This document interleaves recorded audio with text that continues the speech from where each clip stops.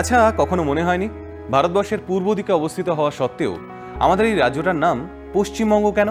এই ছোট্ট একটা প্রশ্নের উত্তরে লুকিয়ে আছে অনেক মানুষের চোখের জল এবং অনেক মানুষের স্বজন হারানোর শোক। আর সাধারণ মানুষের এই যন্ত্রণায় ভীষণভাবে বিচলিত করে তুলেছিল এক বাঙালি লৌহ মানবকে, যিনি সমস্ত প্রতিকূলতার বিরুদ্ধে গিয়ে নিজের লোকেদের বিশ্বাসঘাতকতার আঘাতকে সহ্য করে শেষ পর্যন্ত লড়াই চালিয়ে গেছিলেন, যাতে লক্ষ লক্ষ বাঙালি হিন্দু একটা নিরাপদ আশ্রয় পায়। হ্যাঁ, ঠিকই ধরেছেন, কথা বলছি ভারত কেশরী ডক্টর শ্যামাপ্রসাদ মুখোপাধ্যায়কে নিয়ে। এই জুলাই মাসের 6 তারিখ শ্যামাপ্রসাদ বাবুর জন্মদিন। তাই আমি সুজয় নীল যত কাণ্ড সোশ্যাল মিডিয়ায় আজকের এই নতুন এপিসোডে আলোচনা করব শ্যামাপ্রসাদ বাবুর জীবনের অজানা কিছু কাহিনী নিয়ে। তারই সঙ্গে আজকের এপিসোডে থাকবে ভারতবর্ষের সবচেয়ে সফল ক্রিকেট অধিনায়কের জন্মদিন উপলক্ষে তার জীবনের কিছু স্পেশাল গল্প। এছাড়াও ওয়ার্ল্ড চকোলেট ডে এবং ফুটবল বিশ্বকাপ নিয়েও থাকবে বেশ কিছু অজানা গল্প। তাহলে চলুন শুরু করা যাক আজকের সফর। বাংলায় এখন ডাবল ইঞ্জিন সরকার, মানে কেন্দ্রেও যে দল ক্ষমতায়, রাজ্যেও তারাই ক্ষমতায়। দলটার নাম ভারতীয় জনতা পার্টি। এই ভারতীয় জনতা পার্টির বীজ নিজের হাতে বপন করেছিলেন ডক্টর শ্যামাপ্রসাদ মুখোপাধ্যায়। হ্যাঁ, ঠিকই শুনেছেন। এইবার একটা ছোট্ট পরিবার পরিচিতি দিয়ে দিই। শ্যামাপ্রসাদ বাবু ছিলেন বাংলার বাঘ স্যার আশুতোষ মুখোপাধ্যায়ের সন্তান। মাত্র 23 বছর বয়সে তিনি হয়ে উঠেছিলেন কলকাতা হাইকোর্টের লয়ার। 26 বছর বয়সে তিনি বিদেশ থেকে ফিরেছিলেন ব্যারিস্টারি ডিগ্রি নিয়ে। আর মাত্র 33 বছর বয়সে সারা পৃথিবীর সর্বকনিষ্ঠ ভাইস চ্যান্সেলর হিসেবে তিনি দায়িত্বভার গ্রহণ করেছিলেন কলকাতা বিশ্ববিদ্যালয়ের। এইবার বলি একটা অজানা গল্প।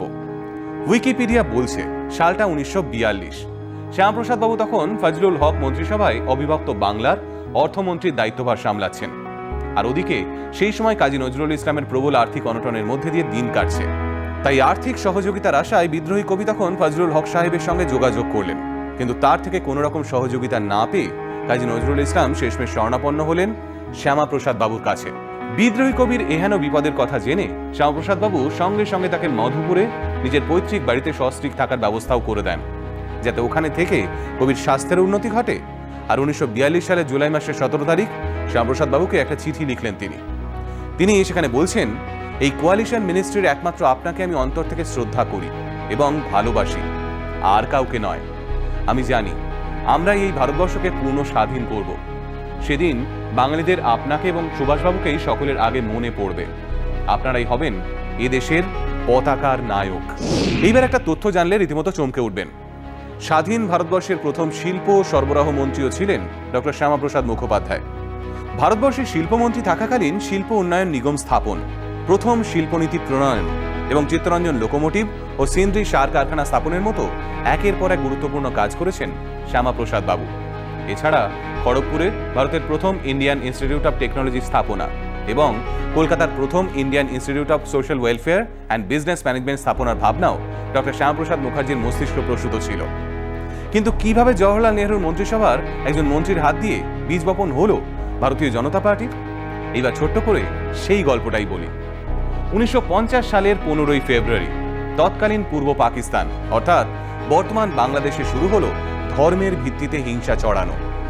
সে সময় 45 লক্ষেরও বেশি হিন্দু বাঙালি সীমানা পেরিয়ে আশ্রয় নিতে বাধ্য হলেন এপার বাংলায়, কারণ তাদের উপর অকথ্য অত্যাচার চালাচ্ছিল পাকিস্তান সরকার।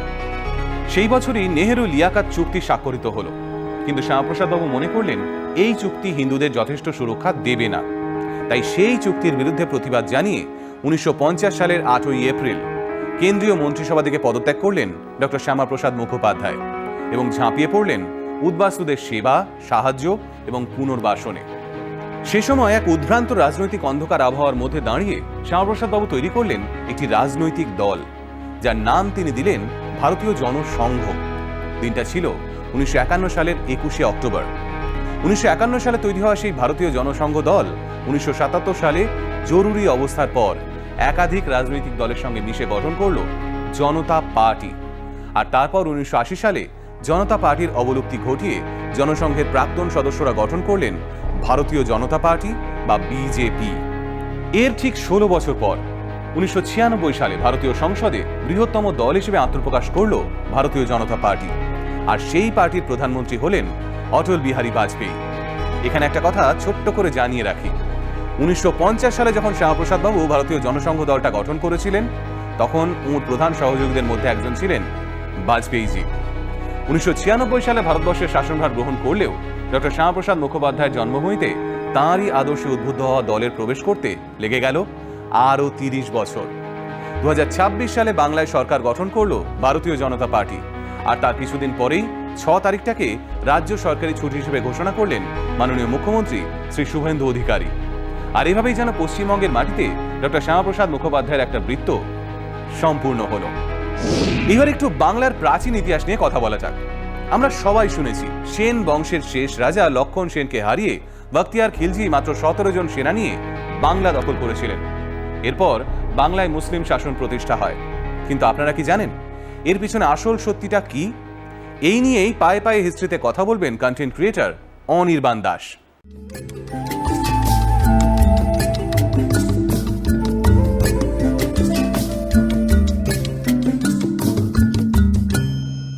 মাত্র 17 জন ঘোড়সওয়ার নিয়ে বিনা যুদ্ধে পুরো বাংলা দখল করেছিল বখতিয়ার খলজি।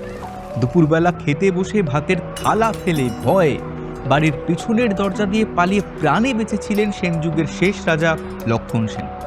এই গল্পটাই তো আমরা শুনে এসেছি। দেখুন, এই মিথটার জন্মদাতা আধুনিক আমলের কোনো ব্রিটিশ বা ভারতীয় ঐতিহাসিক নন। এই কাহিনীরও জন্ম হয়েছিল 800 বছর আগে। পারস্যের দরবারি ঐতিহাসিক মিনহাজ ই সিরাজ জুজনানির লেখা বই তাবাকাত ই নাসিরিতে তিনি তুলে ধরেছিলেন এই ঘটনা। তবে মজার ব্যাপার কি জানেন, 1204 সালে যখন বখতিয়ার খলজি বাংলায় আসছেন, মিনহাজ তখন এই বাংলার ধারে কাছেও ছিলেন না। এখানে ছোট্ট করে একটা জিনিস বলে রাখি যে 1202, 1203, 1204 এই 3টে সালের মধ্যে ঠিক কবে তুর্কি আক্রমণ হয়েছিল তা নিয়ে মতভেদ রয়েছে। তবে বখতিয়ার খলজির জারি করা গৌড় বিজয় স্বর্ণমুদ্রার লক্ষণ সেনের 80 বছরের বয়সে পদার্পণের সালটাকে ধরে আমরা 1204কে বাংলায় তুর্কিদের প্রথম অধিকার প্রতিষ্ঠার সময় হিসাবে ধরে নিচ্ছি। তো মিনহাজ গৌড়ে আসছেন এই ঘটনার 40 বছর পর 1244 সালে, যখন তিনি এই সপ্তদশ অশ্বারোহীর তথ্যটা সংগ্রহ করেন। প্রশ্ন হচ্ছে কোথা থেকে সংগ্রহ করেন? মিনহাজ তার নিজের বইতেই স্বীকার করেছেন যে এই গল্প তিনি কোনো প্রত্যক্ষদর্শীর কাছ থেকে শোনেননি। শুনেছিলেন বখতিয়ারের সেনাবাহিনীর 2 প্রবীণ তুর্কি সৈনিক নিজামউদ্দিন এবং শামসামউদ্দিনের কাছ থেকে। আরও আশ্চর্যের বিষয় যে তাবাকাতি নাসিরি ছাড়া সমসাময়িক আর কোনো হিন্দু বা বৌদ্ধ সাহিত্যে কোনো তাম্রশাসনে 17 জন ঘোড়সওয়ারকে নিয়ে সেন বংশের শেষ রাজা লক্ষণ সেনকে হটিয়ে দিয়ে তুর্কিদের বাংলা দখলের মতো এত বড় একটা ঘটনার উল্লেখ কোথাও নেই। এটা আনইউজুয়াল।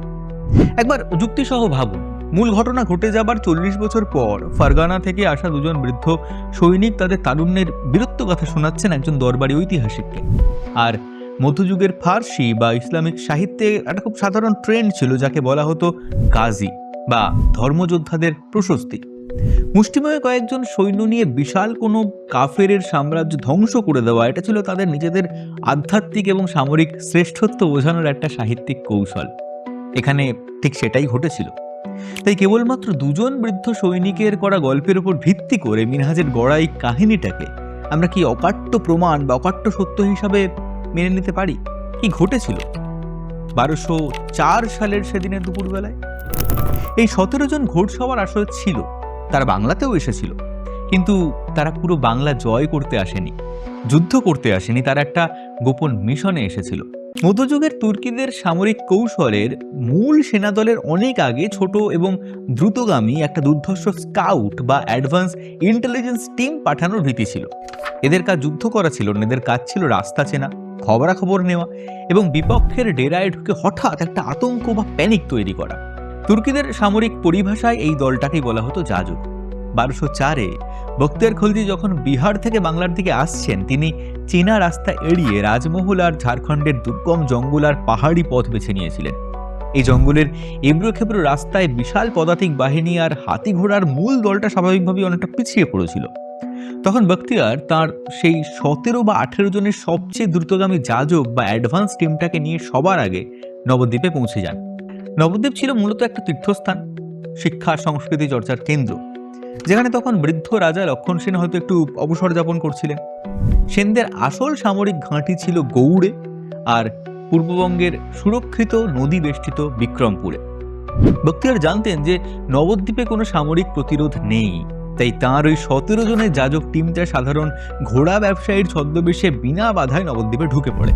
তারপর ঢিলে ঢালা সুরক্ষা ব্যবস্থার সুযোগ নিয়ে সোজা রাজপ্রাসাদের সামনে গিয়ে আচমকা অস্ত্র বের করে অতর্কিতে হামলা চালায়। একবার ভাবুন, একটা শান্ত জনপদে হঠাৎ যদি একদল সৈন্য ছদ্মবেশে ঢুকে পড়ে, খুনোখুনি শুরু করে, তবে যে আতঙ্কটা তৈরি হবে সেটাই সেদিন নবদ্বীপে হয়েছিল। এটা কোনো যুদ্ধ ছিল না, সামরিক ভাষা এটাকে বলে সারপ্রাইজ রেইড বা ডিক্যাপিটেশন স্ট্রাইক।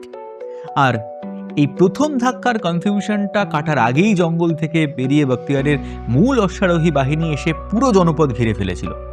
আর ঠিক সেই মুহূর্তে পিছনের দরজা দিয়ে পালিয়ে প্রাণ রক্ষা করেছিলেন লক্ষণ সেন। হ্যাঁ, এটা হিস্টোরিক্যাল ইভেন্ট, এটা ঘটেছিল, কিন্তু এখানেই গল্পের নোটে গাছটি মুড়িয়ে যায়নি। যৌবনে এই লক্ষণ সেনই কলিঙ্গ অর্থাৎ উড়িষ্যা, কামরূপ অর্থাৎ আসাম এবং পশ্চিমে বারাণসী পর্যন্ত সফল সামরিক অভিযান চালিয়ে সেন সাম্রাজ্যের বিস্তার ঘটিয়েছিলেন। তাঁর সামরিক দাপটের জন্য তিনি উপাধি পেয়েছিলেন অরিরাজ মদন শঙ্কর। তাঁর দীর্ঘ রাজত্বকালে জাতপাত ইত্যাদি বিধিনিষেধ মাথাচাড়া দিলেও প্রশাসনিক এবং রাজনৈতিক দিক দিয়ে কিন্তু বাংলা শান্তই ছিল। তাহলে 1204-এ প্রতিরোধ না করে তাকে পালাতে হলো কেন? এখানে একটা বিষয় একটু ভেবে দেখুন, তখন লক্ষণ সেনের বয়স কত? 80 বছর। আর আক্রমণ হয়েছিল অতর্কিতে। এই আক্রমণ অবশ্যই ইন্টেলিজেন্স ফেলিয়ার বা সামরিক অপ্রস্তুতিকে চিহ্নিত করে, কিন্তু সেদিনের লক্ষণ সেনের এই পালিয়ে যাওয়ায় ছিল তাঁর একটা মাস্টার স্ট্রোক। আজকেও দেখুন, ইরানে হামলার ক্ষেত্রে প্রথমে খামেনাইকেই তো টার্গেট করা হলো। তখন রাষ্ট্র ছিল আরও ব্যক্তিকেন্দ্রিক, রাজাই রাষ্ট্র। তাই বখতিয়ারের হাতে লক্ষণ সেনের মৃত্যু হলে সেন বাংলার পতন হিসাবেই সেটা সূচিত হতো। তাই লক্ষণ সেন ভয় পালাননি, সুকৌশলে আত্মরক্ষা ও রাষ্ট্র রক্ষা করেছিলেন। আগেই বলেছি যে নবদ্বীপ সেদিনের সামরিক ঘাঁটি ছিল না, তাই লক্ষণ সেন আবেগের বশে প্রাণ না দিয়ে সোজা চলে গিয়েছিলেন পূর্ববঙ্গের বিক্রমপুরে। কেন বিক্রমপুর? কারণ পদ্মা আর মেঘনার বিশাল জলরাশি এক দুর্ভেদ্য দুর্গের মতো বিক্রমপুরকে রক্ষা করছিল। লক্ষণ সেনও জানতেন যে তুর্কিদের মূল শক্তি তাদের দ্রুতগামী ঘোড়া, আর বাংলার নদী নালা, কাদা আর জলাভূমির মধ্যেই ভারী অশ্বারোহী বাহিনী সম্পূর্ণ অকেজো। এই ঘটনার 2 বছর পর 1206-তে লক্ষণ সেন মারা যান। তারপর তাঁর 2 ছেলে বিশ্বরূপ সেন এবং কেশব সেন পূর্ববঙ্গ থেকে যে দুর্ধর্ষ প্রতিরোধ গড়ে তুলেছিলেন, আমাদের ইতিহাসের বইগুলো খুব সন্তর্পণে তা এড়িয়ে গেছে। এর সবচেয়ে বড় প্রমাণ হলো ফরিদপুরে আবিষ্কৃত কেশব সেনের এদিলপুর তাম্রশাসন এবং বিশ্বরূপ সেনের মদনপাড়া তাম্রশাসন।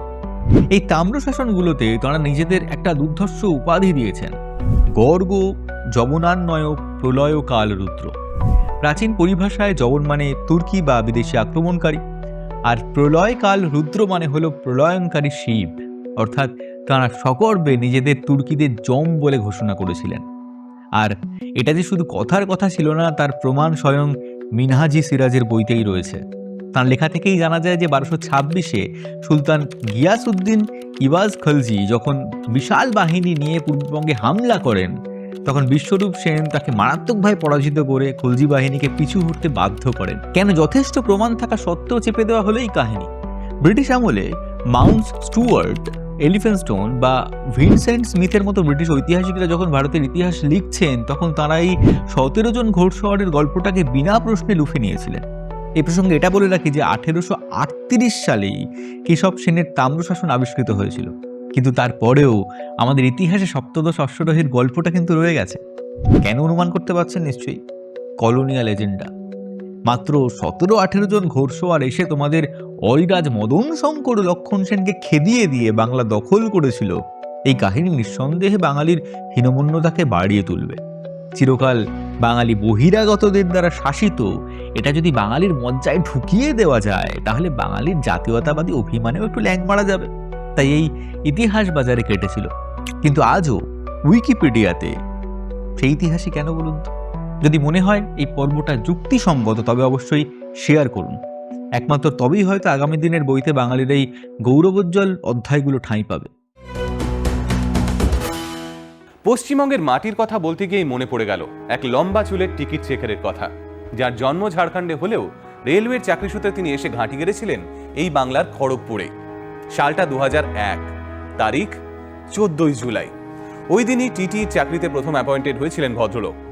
রেলওয়ের ডকুমেন্ট বলছে সেই সময় ওর বেসিক পে ছিল মাসিক 3050 টাকা। কিন্তু আজ সেই ভদ্রলোকের মোট সম্পত্তির পরিমাণ জিজ্ঞেস করলে গুগল বলে তিনি 1000 কোটি টাকার মালিক এবং ভারতবর্ষের তৃতীয় সর্বোচ্চ ধনী ক্রিকেটার। আশা করি এতক্ষণে বুঝে গেছেন কার কথা বলছি। হ্যাঁ, কথা বলছি ভারতবর্ষের সর্বকালের সেরা ক্রিকেট অধিনায়ক মহেন্দ্র সিং ধোনিকে নিয়ে। আজ থেকে 25 বছর আগে যে মানুষটা খড়গপুরের রেলওয়ে প্ল্যাটফর্মের এই প্রান্ত ও প্রান্ত দৌড়ে বেড়াতেন, আজ তিনি সমস্ত মেজর আইসিসি ট্রফি জেতা ক্যাপ্টেন। তবে আমি যদি বলি মহেন্দ্র সিং ধোনির এই ধোনি পদবিটা আসলে ভুল, তাহলে বিশ্বাস করবেন? আগে হ্যাঁ, আর এই ভুলটা হয়েছিল মহেন্দ্র সিং ধোনির বাবা পান সিং ধোনির সঙ্গে। ধোনিদের আসল পদবি ধোনি নয়, আদতে সেটা ধনি। হ্যাঁ, ক্যাপ্টেন কুলের বাবার বাড়ির দিকেই সবাই আজও এই ধোনি পদবিটাই ব্যবহার করেন। তাহলে ভুলটা করলো কে? ভুলটা করেছিলেন পান সিং ধোনির স্কুলের একজন ক্লার্ক। পান সিং এর ক্লাস 10-এর মার্কশিটে তিনি ধোনি না লিখে ধোনি লিখে দেন, আর তার জন্যই পান সিং বাধ্য হন ক্লাস 11-এ ওই নামেই ভর্তি হতে। তারপর থেকে পদবীর ওই ভুলই বয়ে বেরিয়েছেন পান সিং। তবে সেই ক্লার্ক কখনো ঘুণাক্ষরেও টের পাননি যে তার লেখা ওই ভুল পদবী একদিন জগৎ বিখ্যাত হবে। এই জুলাই মাসের 7 তারিখেই জন্মদিন ছিল মহেন্দ্র সিং ধোনির। আমাদের গোটা টিমের তরফ থেকে ক্যাপ্টেন কুলকে জন্মদিনের বিলম্বিত শুভেচ্ছা। এবার একটু পুরাণের কথা বলা যাক। আমাদের বাংলা ভাষায় এমন অনেক প্রবাদ আছে যার উৎসের সন্ধান করতে গিয়ে আমাদের দেশের প্রাচীন সমাজ এবং পুরাণের অনেক চরিত্রের সঙ্গে সম্পর্ক খুঁজে বের করা যায়। এমনই কিছু প্রচলিত প্রবাদ নিয়ে এবার কথা বলবেন বিরাজ মুখোপাধ্যায়, যাকে সোশ্যাল মিডিয়াতে মুখুজ্জে মশাই নামেই আমরা সবাই চিনি।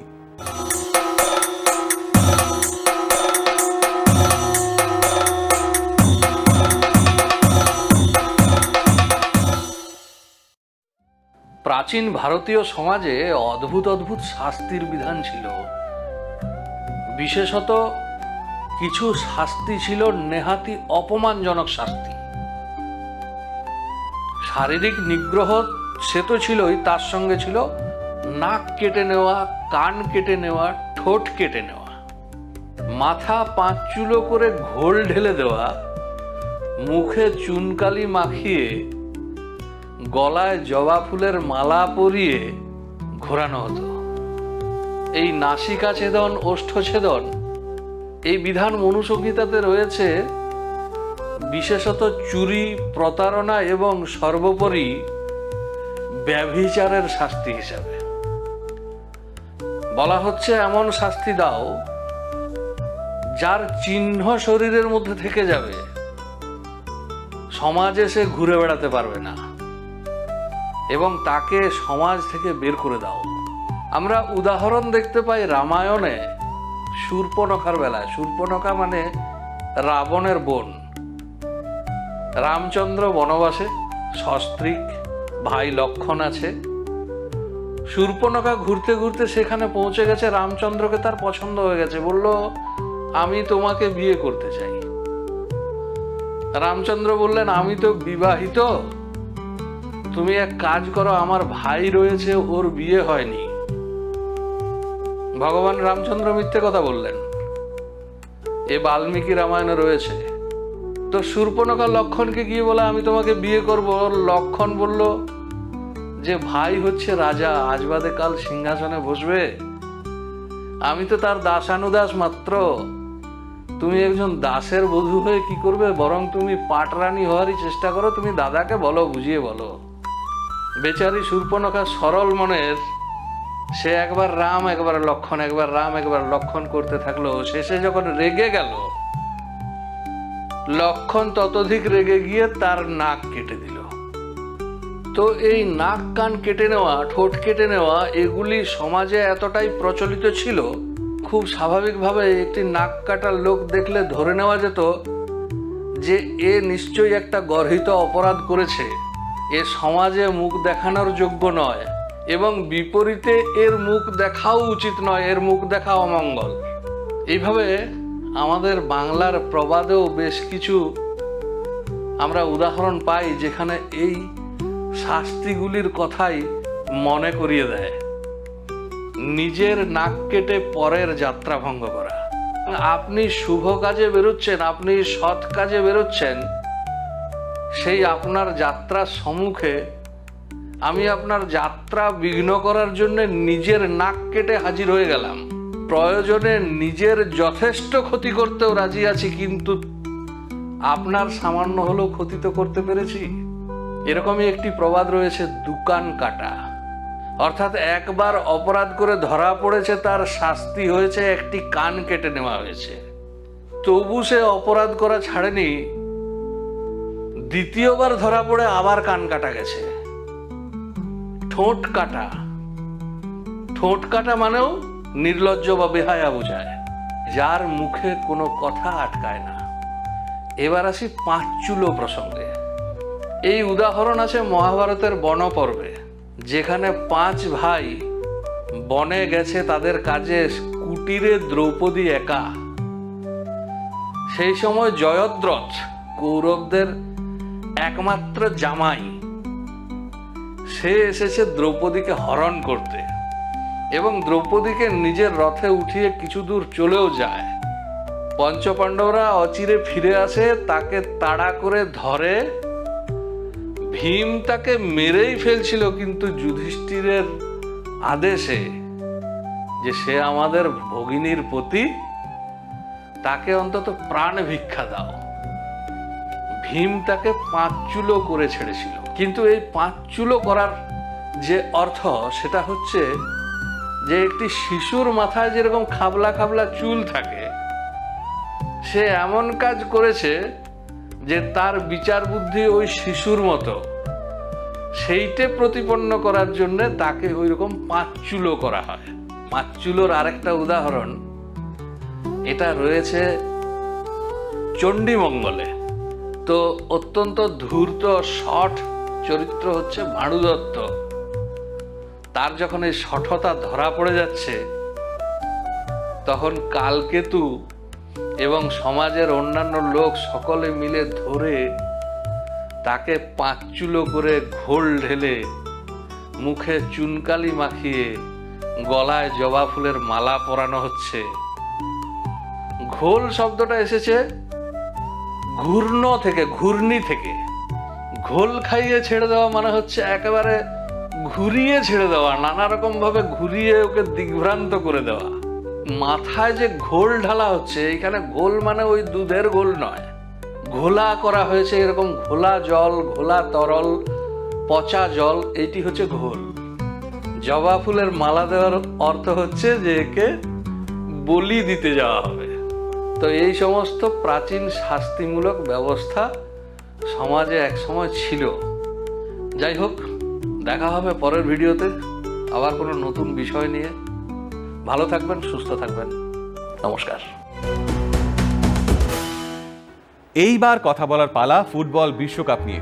ধরুন কোনো দেশ বিশ্বকাপে খেলার যোগ্যতা অর্জন করলো, কিন্তু হঠাৎ একদিন সেই দেশের শাসক নিজের গার্ডদের সোজা খেলোয়াড়দের ড্রেসিং রুমে পাঠিয়ে হুমকি দেওয়ালো, অমুক দেশের কাছে 3 গোলের বেশি ব্যবধানে হারলে তোমাদের আর দেশে ঢুকতে দেওয়া হবে না। বিষয়টা কেমন ভয়ঙ্কর না? ঠিক এমনই ভয়ঙ্কর ঘটনা ঘটেছিল 1974 সালের বিশ্বকাপে বর্তমান DR কঙ্গো দেশটার সঙ্গে। DR কঙ্গোর তৎকালীন নাম ছিল জায়ার। 1974 সালের বিশ্বকাপে প্রথম দুটো ম্যাচে জায়ার সেই স্কটল্যান্ডের কাছে 2-0 এবং যুগোস্লাভিয়ার কাছে 9-0 গোলে হেরে গেল। অমনি চূড়ান্তভাবে রেগে গেলেন জায়ারের তৎকালীন স্বৈরাচারী শাসক মোবুতু।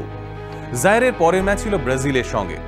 এই ব্রাজিল ম্যাচের আগেই মোবুতু তার স্পেশাল গার্ডদের সোজা ড্রেসিং রুমে পাঠিয়ে খেলোয়াড়দের হুমকি দেওয়ালেন, তোমরা যদি ব্রাজিলের কাছে 3 গোলের বেশি ব্যবধানে হারো, তবে তোমাদের আর কোনোদিন দেশে ফিরতে দেওয়া হবে না। এই ভয়ানক হুমকির কথা মাথায় নিয়েই ব্রাজিলের বিপক্ষে মাঠে নামে জায়ার। কিন্তু এত চাপ নিয়ে কি আর ফুটবল খেলা সম্ভব? ফলে কিছুক্ষণের মধ্যেই 2 গোলে পিছিয়ে পড়ল জায়ার। আর তারপরেই ব্রাজিল পেল একটা ফ্রি কিক, যেটা নিতে গেলেন লিজেন্ডারি ব্রাজিলিয়ান জাইর জিনহো। ঠিক তখনই জায়ারের ডিফেন্ডার মাওয়েপু ইলুঙ্গা মানব প্রাচীর ভেঙে দৌড়ে এসে বলটিতে সজোরে লাথি মারলেন। বিবিসির ধারাভাষ্যকাররা ভাবলেন মাওয়েপু খেলা বোঝেন না, তাই বিষয়টাকে আফ্রিকানদের অজ্ঞতা বলে হাসাহাসি চলল।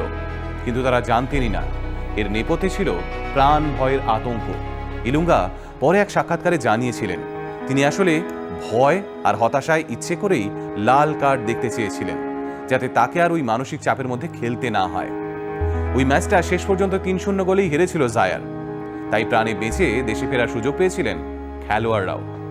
কিন্তু দেশে ফেরার পর বিশ্বকাপের মতো আসরে দেশের নাম উজ্জ্বল করা এই হিরোদের কোনো সম্মানই দেওয়া হয়নি। উল্টে স্বৈরাচারী শাসক মোবুতু রাগের চোটে ফুটবলের সমস্ত ফান্ডিং বন্ধ করে দেন।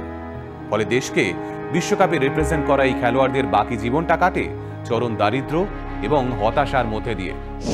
আচ্ছা, জুলাই মাসের 7 তারিখটা কিন্তু চকলেট লাভারদের জন্য ভীষণ গুরুত্বপূর্ণ ছিল, কারণ ওই দিনটাই সারা পৃথিবী জুড়ে পালিত হয় ওয়ার্ল্ড চকোলেট ডে।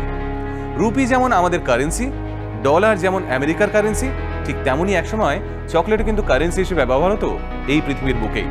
হ্যাঁ, প্রাচীনকাল থেকে চকলেটের প্রতি সাংঘাতিক টান মানুষের। 2009 সাল থেকে 7 জুলাই তারিখে এই চকলেট ডে উদযাপিত হয়। কিন্তু জুলাই মাসের 7 তারিখেই কেন? বলা হয় 1550 সালের 7 জুলাই ইউরোপে প্রথমবারের মতো চকোলেটের আত্মপ্রকাশ ঘটেছিল। তবে চকোলেটের ইতিহাস প্রায় 4000 বছরের পুরনো। মধ্য আমেরিকার রেইন ফরেস্ট, ওলমেক, মায়া ও অ্যাজটেক সভ্যতার মানুষেরা ক্যাকাও নামের একটা গাছ চাষ করত। এই ক্যাকাও বীজ থেকে এক ধরনের তিক্ত এবং ঝালঝাল পানীয় তৈরি করত, যার নাম ছিল জোকোলাটল। সেই সময় এই জোকোলাটল কখনো মুদ্রা হিসেবে, কখনো ধর্মীয় অনুষ্ঠানে ভেট হিসেবে, আবার কখনো অভিজাত শ্রেণীর বিলাসিতা হিসেবে ব্যবহার হতো। 16শো শতাব্দীর শুরুতে স্প্যানিশ অভিযাত্রীরা এই ক্যাকাও বীজের সন্ধান পান। হানান কার্টেস নামের এক স্প্যানিশ অভিযাত্রী 1520-এর দশকে এই ক্যাকাও বীজ এবং তার রেসিপি স্পেনে নিয়ে আসেন। 1550 সালের মধ্যে সেই রেসিপি চকোলেট নামে ইউরোপে ছড়িয়ে পড়ে। এরপর 1828 সালে ডাচ কোকোয়া প্রেস প্রথম পাউডার চকোলেট তৈরি করে। আর 1847 সালে জোসেফ ফ্রাইয়ের হাত ধরে প্রথম সলিড চকোলেট বারের আত্মপ্রকাশ ঘটে। তারপর তো এই পৃথিবীর বুকে চকোলেট নানানভাবে জনপ্রিয় হয়। হ্যাঁ, এই ছিল চকোলেটের ইতিহাস। এবার বলুন তো, আমাদের আজকের পর্ব আপনাদের কেমন লাগলো? দেখা হচ্ছে খুব তাড়াতাড়ি। যেহেতু আর কদিন বাদেই রথযাত্রা, তাই যত কাণ্ড সোশ্যাল মিডিয়ার পরবর্তী পর্বে থাকবে রথ নিয়ে বিশেষ কিছু নিবেদন। আপনিও যদি কন্টেন্ট ক্রিয়েটার হন, তাহলে কিন্তু আপনি এই অনুষ্ঠানের সঙ্গে জুড়তে পারেন। আপনার কন্টেন্ট আমাদের পাঠান ইমেল করে ddbanglasocialmedia@gmail.com এ। আর আমাদের কিন্তু বিভিন্ন সোশ্যাল মিডিয়া প্ল্যাটফর্মে ফলো করতে ভুলবেন না। আমাদের এই অনুষ্ঠান দেখতে থাকুন। সবাই ভালো থাকবেন। নমস্কার।